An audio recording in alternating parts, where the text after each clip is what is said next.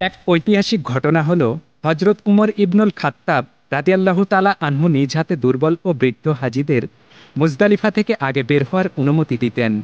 এটি ছিল তার নেতৃত্বের মমত্ববোধের নিদর্শন।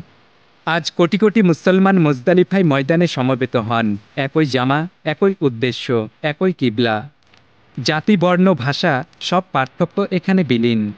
এবং এই স্থানটির এক অদ্ভুত ও অবিশ্বাস্য সৌন্দর্য হল হাজার হাজার পুরুষ ও নারী, পরিচিত অপরিচিত, ধনী গরিব, রাজা ও প্রজারা একসাথে খোলা আকাশের নিচে রাত কাটান। কিন্তু কোথাও নেই কোনো ভয়, নেই কোনো অশ্লীলতা, নেই কোনো শঙ্কা বা শয়তানের ফিসফাস। এই বিশাল মানব সমুদ্রে যেখানে কোনো দেয়াল নেই, কোনো দরজা নেই, তাকওয়া বা হায়া যেন অদৃশ্য চাদরের মতো সবাইকে ঢেকে রেখেছে। এই দৃশ্য মানবজাতিকে শিক্ষা দেয়, যদি অন্তরে থাকে আল্লাহভীতি, যদি সমাজ গড়ে ওঠে নৈতিকতা ও ঈমানের ভিত্তিতে, তাহলে নিয়ন্ত্রণের জন্য দেয়ালের চেয়ে তাকওয়া অনেক বেশি কার্যকর।